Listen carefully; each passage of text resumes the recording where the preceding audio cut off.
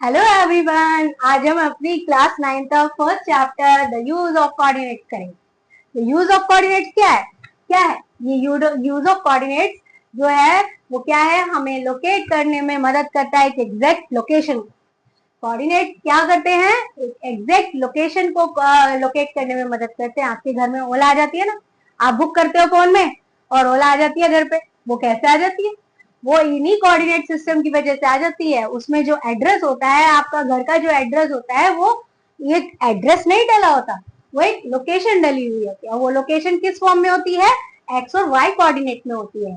वो जो लोकेशन होती है वो आपकी एक्स और वाई कोऑर्डिनेट में होती है। और मैथ्स में जब हम इसको करते हैं तो इसके लिए ये कार्टेशियन प्लेन बना लेते हैं। मैथ्स में जब हम करते हैं ना, इसको सॉल्व करते हैं कहाँ किसकी कैसे एग्जैक्ट लोकेशन होगी, तो ये पता करने होता है तो हम उसके लिए कार्टेशियन प्लेन बनाते हैं। कार्टेशियन प्लेन क्या होता है? जिसमें ये एक्स एक्सिस और वाई एक्सिस मीट करते हैं। ठीक है, तो यहाँ ये एक्स एक्सिस जो है वो क्या है? Horizontal line. और वाई एक्सिस क्या है? एक वर्टिकल लाइन। और ये दोनों मिलकर क्या बनाते हैं? एक ग्रिड सिस्टम।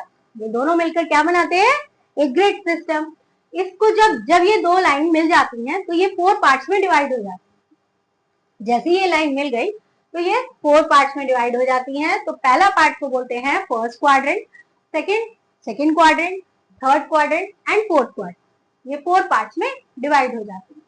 जो फर्स्ट पार्ट है उसमें हमारे जो यहाँ पर आप पहले देखो कि यहाँ एक्स एक्सिस पर 2 पार्ट्स है। ठीक है, इस साइड के नंबर्स, जो राइट साइड के नंबर है वो सारे प्लस में है और जो लेफ्ट साइड के नंबर है वो सारे माइनस में। आपको पता है ना, नंबर लाइन में हम बनाते हैं ना, यहाँ पर बीच में 0 होता है और जो इस साइड के नंबर होते हैं वो प्लस के होते हैं और जो लेफ्ट साइड के नंबर है वो माइनस के होते हैं। ऐसे ही वाई एक्सिस में होता है, जो ऊपर के नंबर्स हैं, जो अप के नंबर्स हैं वो सब प्लस में और जो डाउन के नंबर्स हैं वो माइनस में होते हैं। ठीक है ना, तो ये इसी तरीके से हमारा पूरा कार्टेशियन प्लेन वर्क करता है। इस कार्टेशियन प्लेन में जहां पर ये लाइन मिलती है, जहां पर ये लाइन इंटरसेक्ट करती हैं, इस पॉइंट को बोलते हैं ऑरिजिन। इस पॉइंट को क्या बोलते हैं? ऑरिजिन। और इसके कोऑर्डिनेट्स क्या होते हैं? 0 0। मतलब ये जो है स्टार्टिंग पॉइंट है। ऑरिजिन मीन स्टार्टिंग पॉइंट जहां पर कोऑर्डिनेट 0 0 है। क्योंकि कोई भी अगर लोकेशन पता करनी है तो उसके लिए हमें कोई एक स्टार्टिंग पॉइंट चाहिए होता है। तो जरूरी नहीं है वैसे ऑरिजिन से ही हम स्टार्टिंग करेंगे। हो सकता है हम अगर इस पॉइंट को इस पॉइंट से देख रहे हैं तो हम इस पॉइंट के कोऑर्डिनेट और इस पॉइंट के कोऑर्डिनेट्स को यूज करेंगे।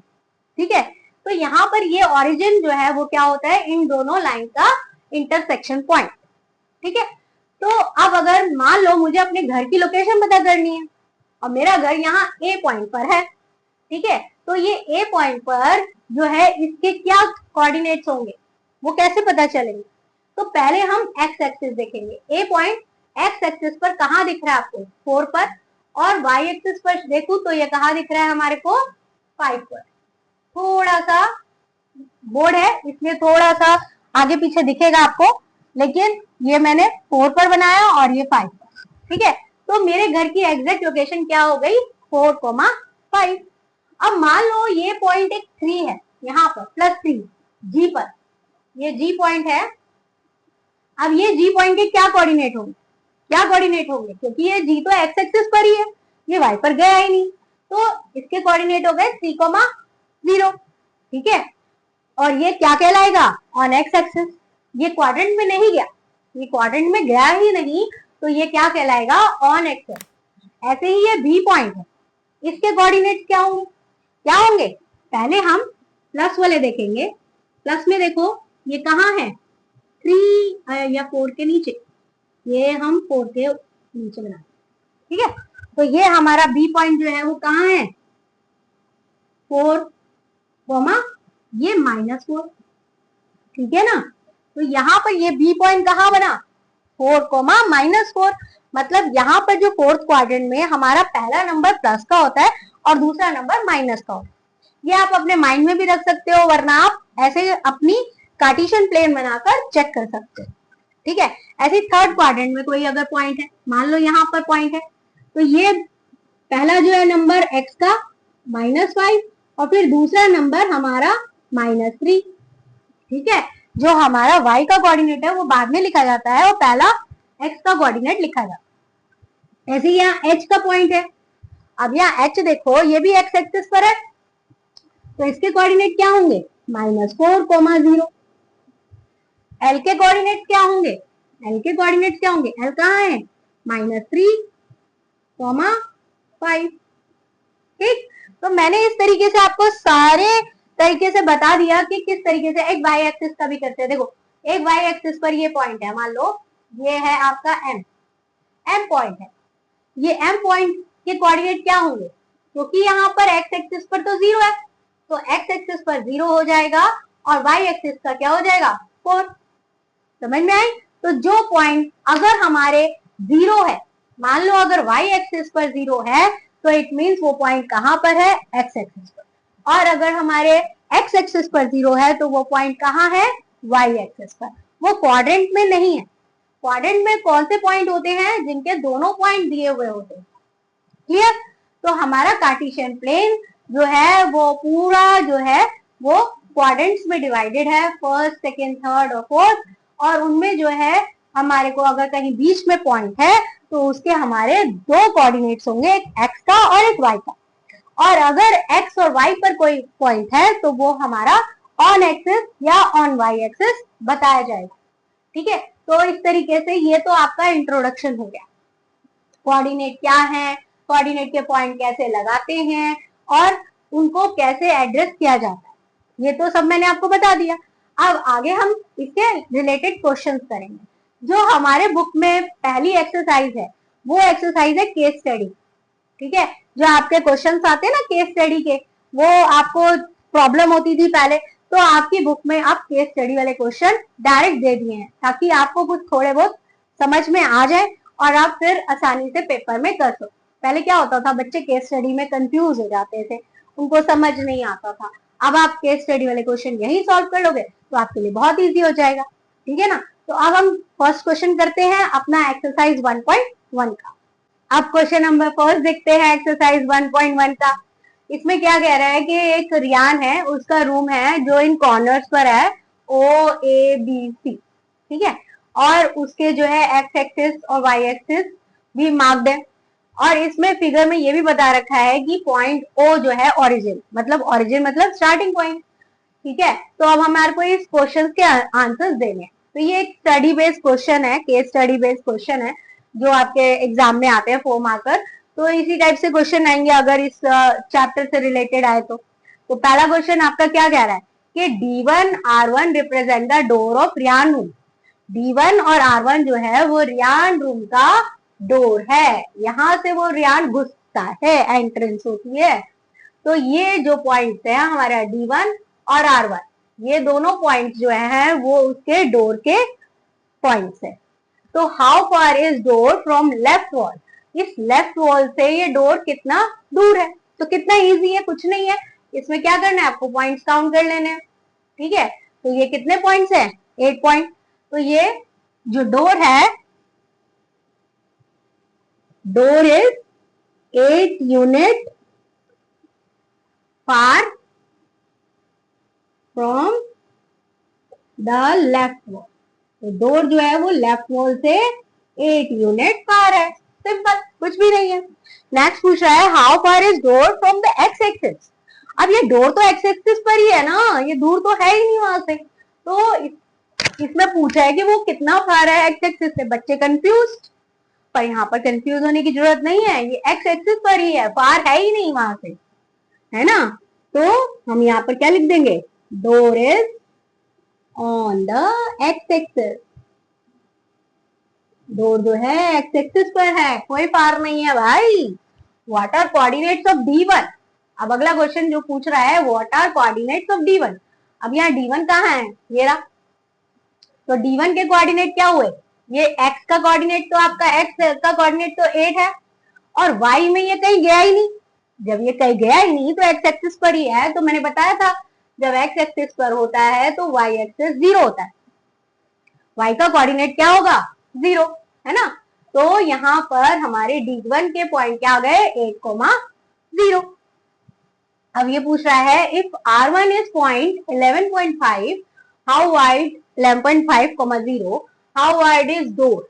अब ये डोर कितना चौड़ा है, क्या करेंगे, सिंपल, जो हमारा उसका जो आर का जो हमारा पॉइंट है उसमें से D1 का पॉइंट माइनस कर देंगे, दोनों के बीच का गैप निकल के आ जाएगा, ठीक है ना।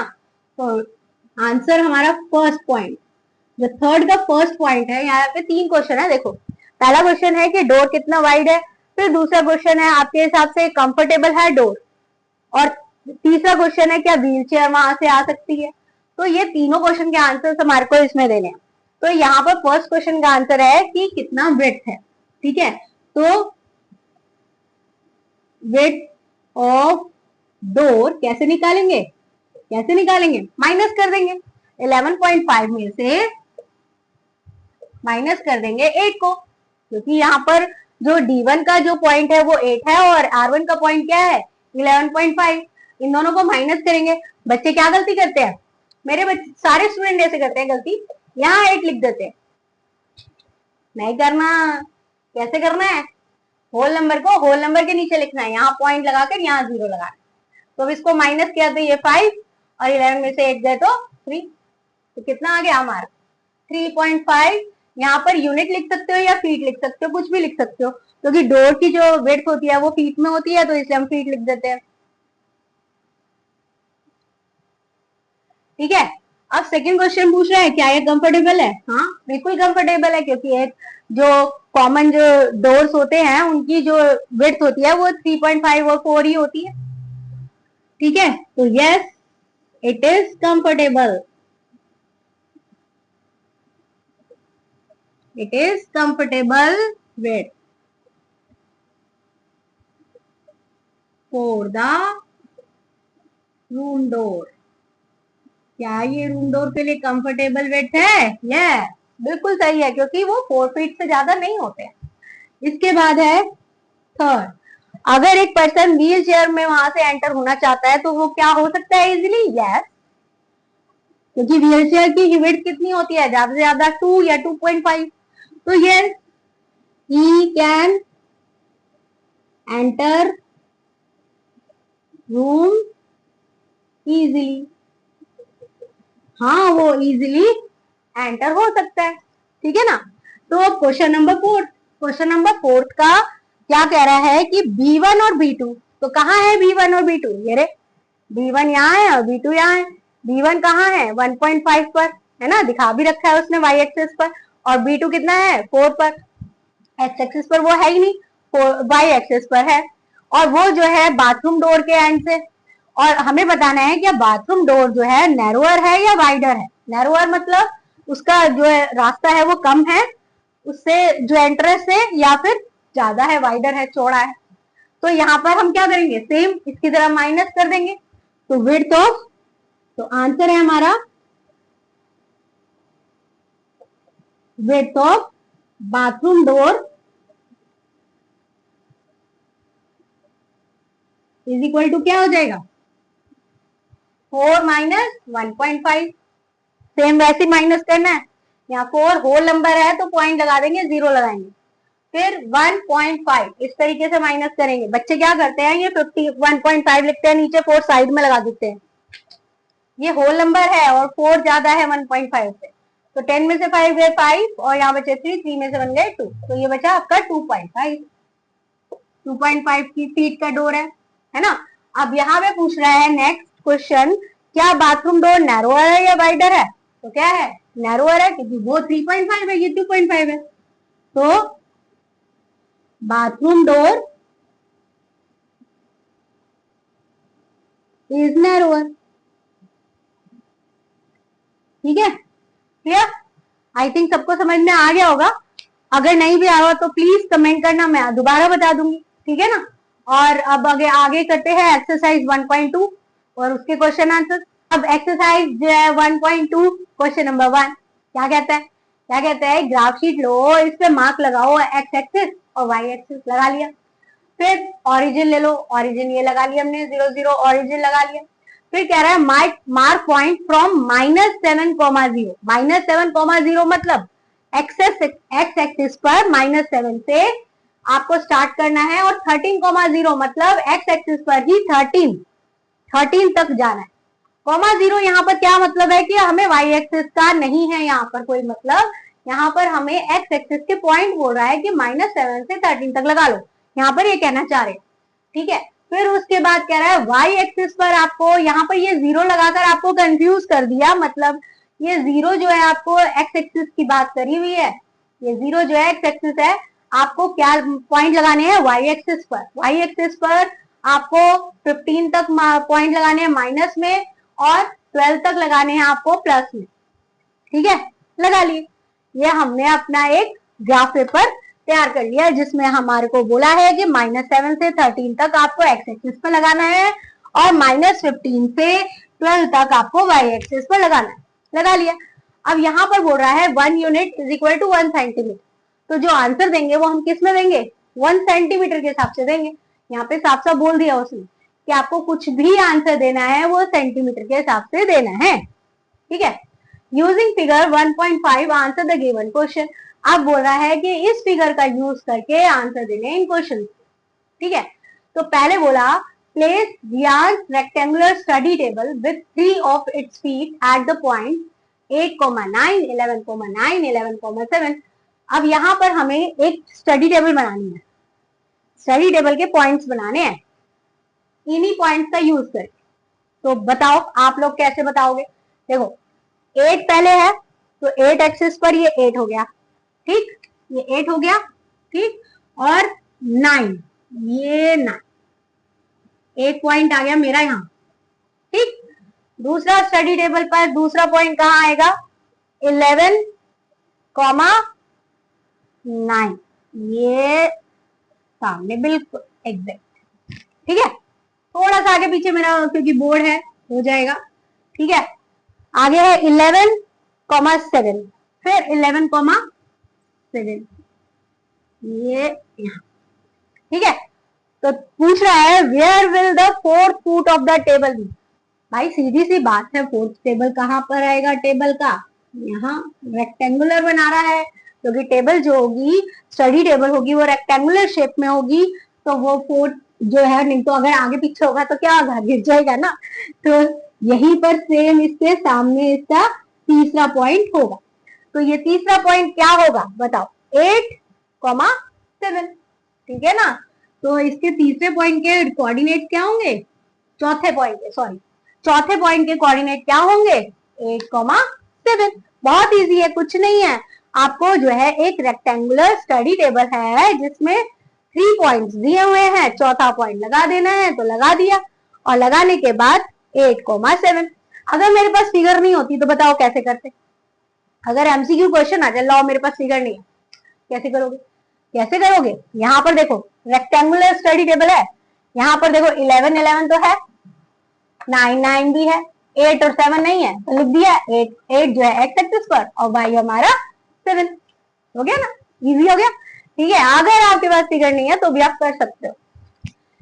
Is this a good sport for the table, क्या ये गुड स्पोर्ट है फॉर द टेबल, बताओ। यहाँ पर अगर मैं स्टडी टेबल रख दूं तो ये आराम से मैं यहाँ बेड पर भी बैठ सकती हूँ, जा सकती हूँ, ठीक है, और ना यहाँ पे कोई डोर है, तो yes yes it is a good sport for the table, ये बिल्कुल सही स्पोर्ट है गुड टेबल के लिए, बिकॉज क्यों, it is not blocking any path, कोई पाथ को ये ब्लॉक नहीं कर रही, ठीक है, समझ में आ रही है। What is the width of the table, अब विड्थ निकालनी है, लेंथ और विड्थ, तो कितना इजी है, कुछ भी नहीं है, ये लेंथ हो गई इसकी और ये विड्थ हो गई, ठीक। तो लेंथ क्या हो गई हमारी, 8 से लेकर 11 है ना, तो लेंथ हमारी कितनी हो गई, 8 minus 11 minus 8 is equal to 3, ठीक है। 8 माइनस 11 मतलब 11 माइनस 8 इज इक्वल टू 3, और दूसरा पॉइंट क्या है 7 और 9 है ना, तो 9 माइनस 7 इज इक्वल टू 2। तो विड्थ हो गई उसकी 2 सेंटीमीटर और 3 सेंटीमीटर, है ना। उसने बोल दिया था ना मुझे 1 centimetre is equal to 1 unit, तो हम 1 यूनिट को 1 सेंटीमीटर मान के चलेंगे। तो लेंथ हमारी निकल गई 3 और विड्थ हमारी निकल गई 2। अब यहाँ पूछ रहा है can you make out the height of the table, तो वो तो हम नहीं निकाल पाएंगे, नो। क्यों? बिकॉज कोऑर्डिनेट सिस्टम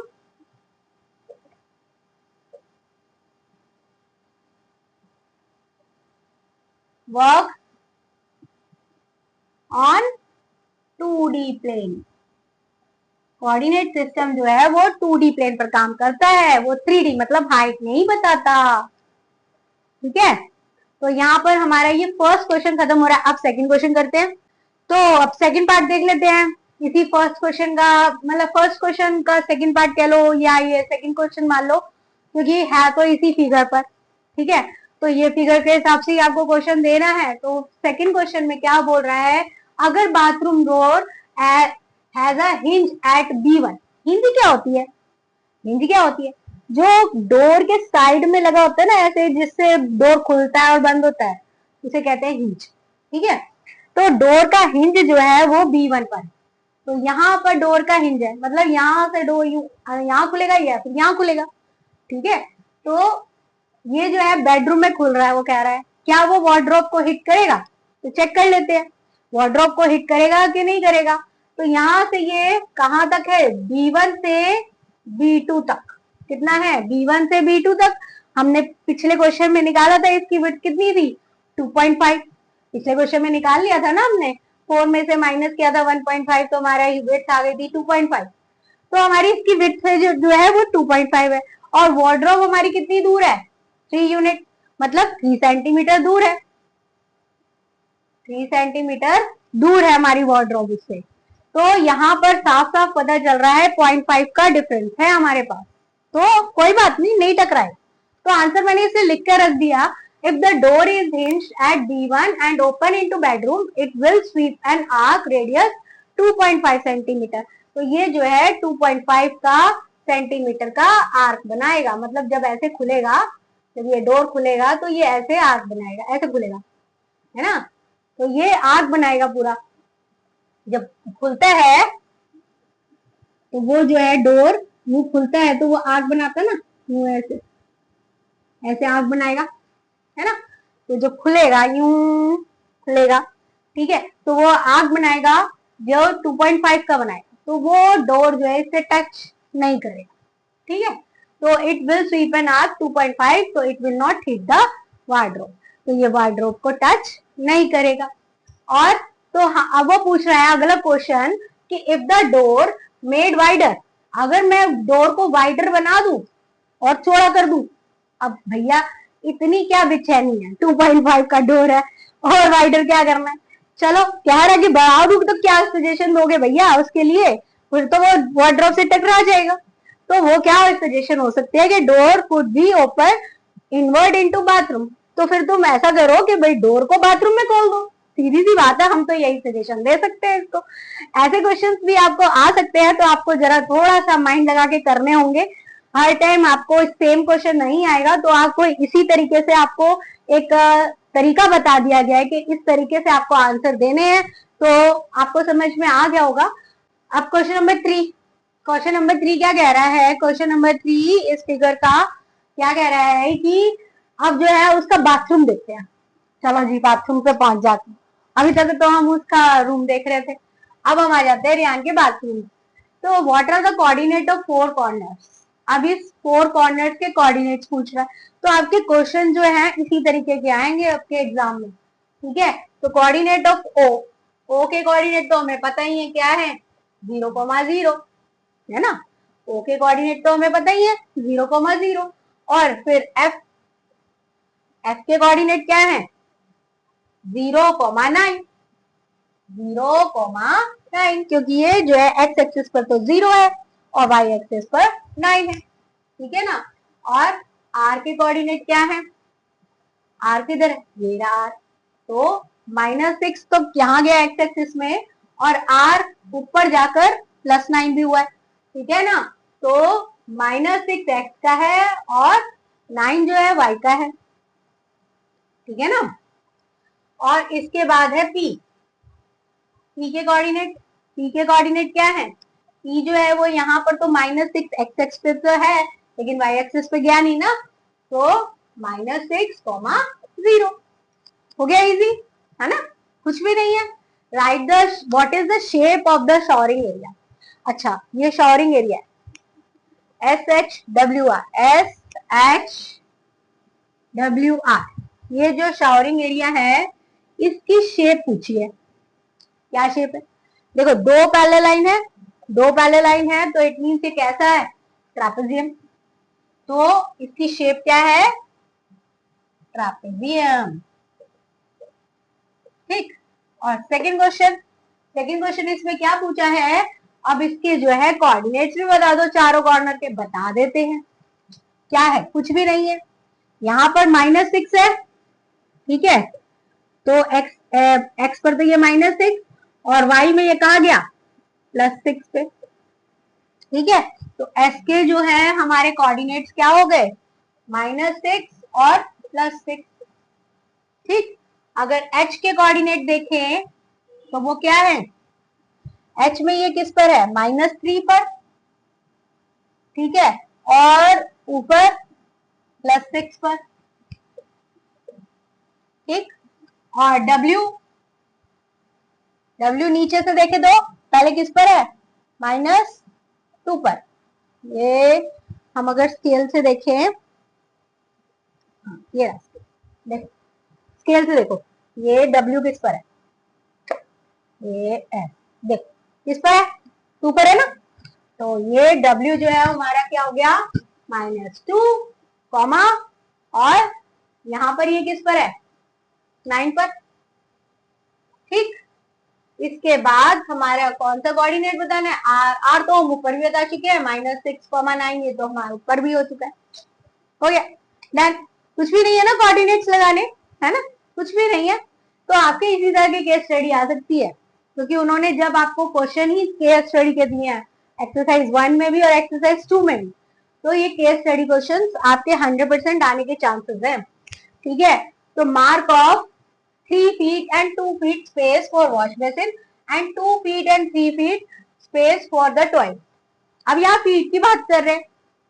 अब यहाँ तो स्केल हमारे को दे रखा है 1 centimetre is equal to 1 unit, लेकिन यहाँ फीट की बात कर रहे हैं, तो हम यहाँ मान लेते हैं let 1 unit is equal to 3 feet, ठीक है। हमने मान लिया, ओ सॉरी 1 फीट, ठीक है।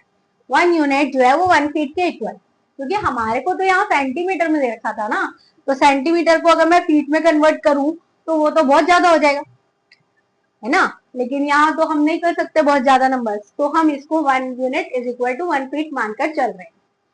तो अब यहाँ पे 3 फीट और 2 फीट का वॉश बेसिन बनाना है, ठीक है। तो वॉश बेसिन मैंने बना दिया इस तरीके से, पहले ये 3 फीट लेंथ में बना दिया, 2 फीट इसकी ब्रेथ बना दी, ठीक। तो इसके कोऑर्डिनेट बताने हैं, तो वॉश बेसिन के कोऑर्डिनेट क्या हो गए? कोऑर्डिनेट हमारे वॉश बेसिन के क्या हो गए? क्या क्या कोऑर्डिनेट्स हो गए? पहला कोऑर्डिनेट ये पॉइंट P पॉइंट है ना, तो P पॉइंट के तो हमारे को कोऑर्डिनेट पता ही है, हमारा कहाँ है P? 6,0, ठीक। फिर दूसरा पॉइंट ये -3 वाला है, दूसरा पॉइंट -6,0, ठीक है। तो यहाँ पर -6,0 फर्स्ट पॉइंट हो गया और दूसरा हो गया -3, ठीक है, और यहाँ पर भी 0 हो गया, क्योंकि ये पॉइंट तो यही है ना, ऊपर तो गया ही नहीं, ऊपर दूसरा पॉइंट है, ठीक है। कंफ्यूज मत हो जाना, बच्चे कंफ्यूज हो जाते हैं इन चीजों में, बहुत कंफ्यूज होते हैं। ये जो 3 वाला पॉइंट है वो 3 एक्स एक्सिस पर ही है, वाई पर नहीं गया। ये वाला पॉइंट जो है वो हमारा एक्स और वाई दोनों इंक्लूड होगा, ठीक है। तो हमारा जो ये ऊपर वाला पॉइंट है वो क्या होगा? -3 और +2, -3 और +2, ठीक। नेक्स्ट अगर इधर देखें तो ये वाला पॉइंट -6 +2, -6 +2। क्लियर? समझ में आई? तो ये हमारे वॉश बेसिन के कोऑर्डिनेट्स आ गए। अब टॉयलेट के देख लेते हैं। अब टॉयलेट है, अगर हम यहाँ 3 से शुरू करें तो हमारा अगर यहाँ लिखा है 2 × 3 फीट, ठीक है। अगर मैं यहाँ नीचे से 2 फीट लेती तो ये जो है 3 फीट में ये 6 को टच कर जाता। ये 6 को टच नहीं करना चाहिए ना, तो इसलिए यहाँ पर मैंने इसे 2 यहाँ लिया और 3 यहाँ लिया, ठीक है। टॉयलेट को यहाँ से लेंथ मैंने 2 ली और यहाँ से ब्रेड्थ ली 3।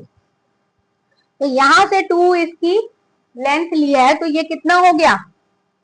-6, 3 है ना, -6, 3। फर्स्ट पॉइंट हमारा ये वाला, जो ये वाला पॉइंट है, ये वाला पॉइंट क्या होगा? -6 फिर 3 पर गया ये, तो ये -6, 3।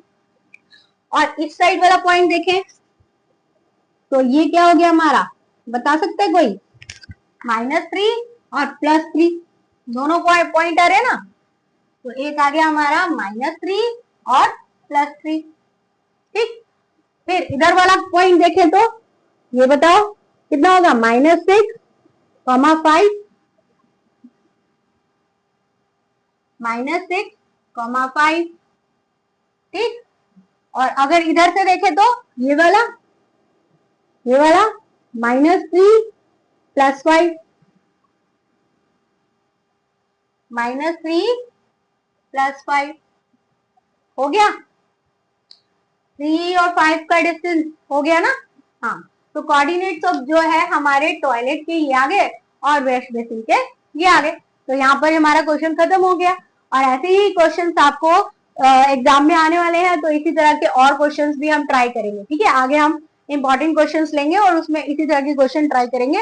अब जो है क्वेश्चन नंबर 4 चेक करते हैं। तो क्वेश्चन नंबर हमारा 4 क्या कह रहा है? क्वेश्चन नंबर 4 कह रहा है कि रियान का रूम जो है वो एक डाइनिंग रूम से लगा हुआ है, मतलब एक डाइनिंग रूम से ही उसका डोर खुलता है, ठीक है।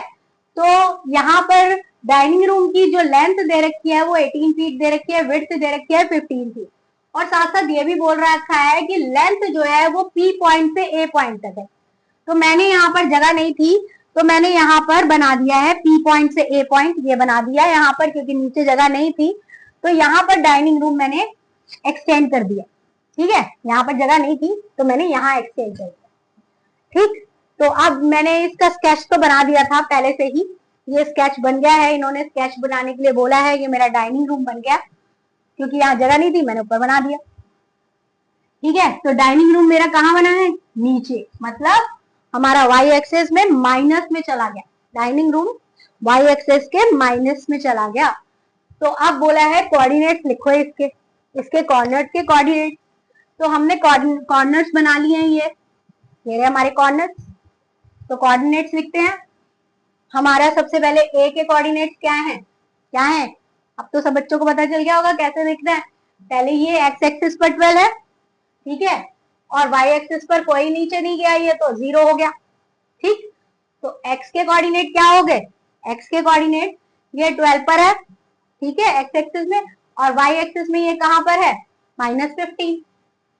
तो ये हमारे +12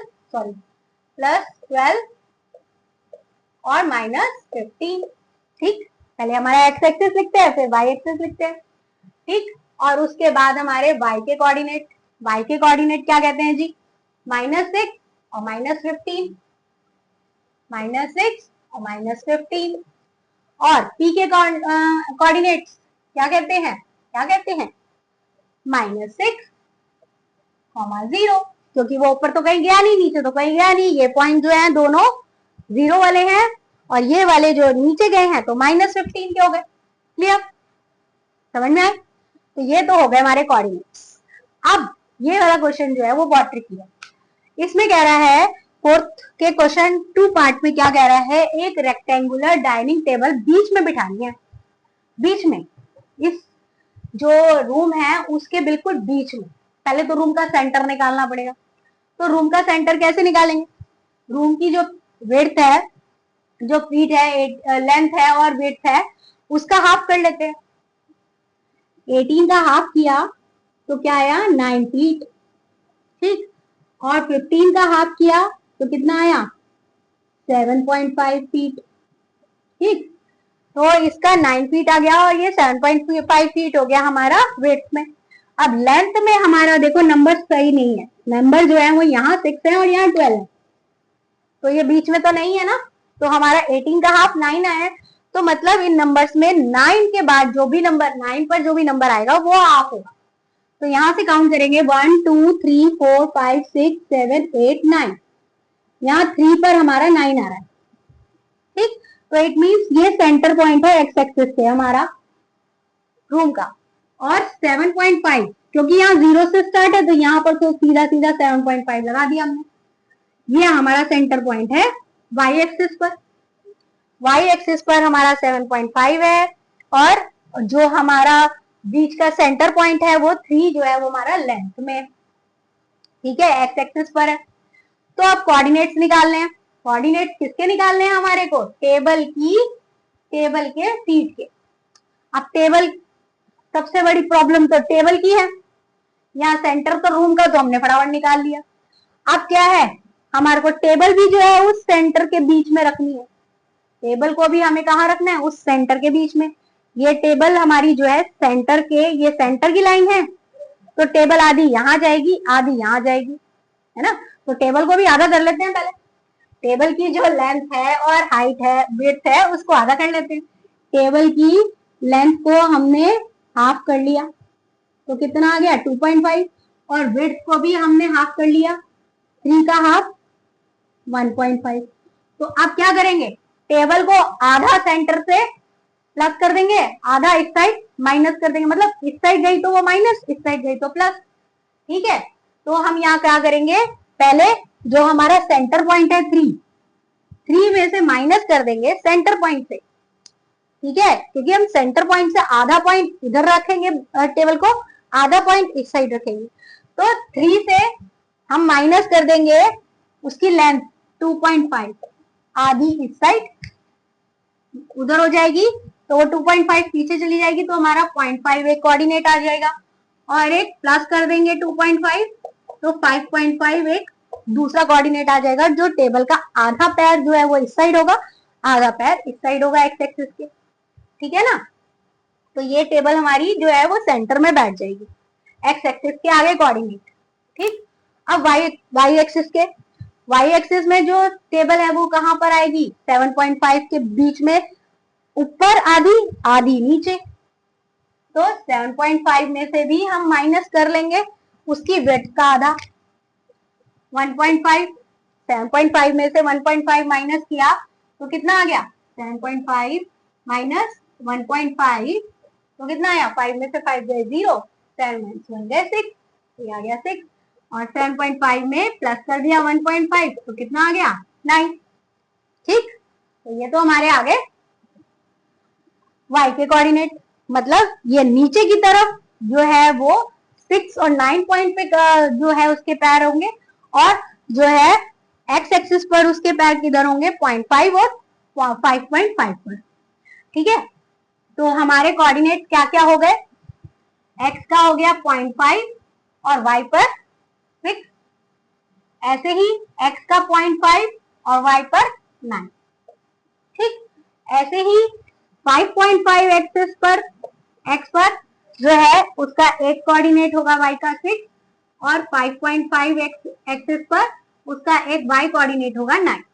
क्लियर हो रहा, ये कैसे निकाला मुझे, ये कैसे निकाला मैंने, ये कैसे निकाला, देखो कोई भी अगर टेबल है, ये टेबल है मेरी, ये टेबल है, ठीक। इसका एक पैर यहाँ, एक पैर यहाँ, एक पैर यहाँ कहीं पर, एक पैर यहाँ होगा, ठीक है। तो ये दोनों पॉइंट सेम होंगे ना, ये दोनों पॉइंट सेम होंगे ना, तो अगर मैं एक्स एक्सिस के दोनों पॉइंट दोनों सेम लूंगी, ठीक, और वाई एक्सिस मेरे डिफरेंट होंगे यहाँ पे, अच्छा वाई एक्सिस के जो पॉइंट है वो माइनस में होंगे ना, क्योंकि हमारा जो है नीचे है, 0 से नीचे है, तो सारे जितने भी हमारे वाई एक्सिस के पॉइंट है उनमें माइनस लगा लेंगे, ठीक। माइनस क्यों लगाया? क्योंकि ये 0 से नीचे है। और टेबल में यहाँ पर मैंने दोनों एक्स एक्सिस के पॉइंट लिए हैं और फिर दोनों वाई एक्सिस के पॉइंट लिए, मतलब दोनों को मैच किया। मतलब ये पहले इससे, फिर इसके साथ, और ये इसके साथ, और ये फिर ये वाला भी इसके साथ। समझ में आ रही है कि मैंने जो है वो दोनों एक्स एक्सिस में भी पैर होंगे ना। चलो मैं बना के दिखाती हूँ आपको, थोड़ा बनाने से आपको और अच्छी तरह से समझ में आएगा। 0.5 यहाँ पर और 0.5 और -6, ये रहा हमारा 0.5 -6 यहाँ पर पॉइंट।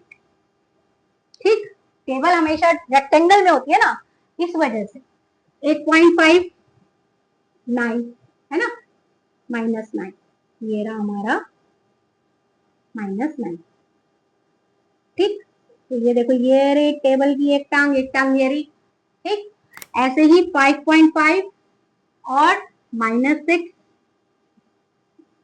ये रही एक टांग यहाँ पर, और एक टांग होगी हमारी यहाँ पर 5.5 और 9 पर। ठीक है ना?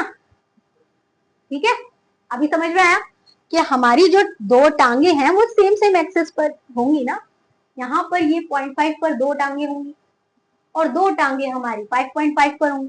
क्लियर हो गया? क्लियर, आई थिंक क्लियर हो गया होगा। अभी भी नहीं हुआ तो प्लीज मुझे कमेंट करना, मैं दोबारा से समझाऊंगी। ठीक है, अब हो गया हमारा चैप्टर नहीं, एक्सरसाइज 1.2 खत्म हो गई है। तो अब इसके बाद हम जो एंड एक्सरसाइज है वो नेक्स्ट वीडियो में करेंगे।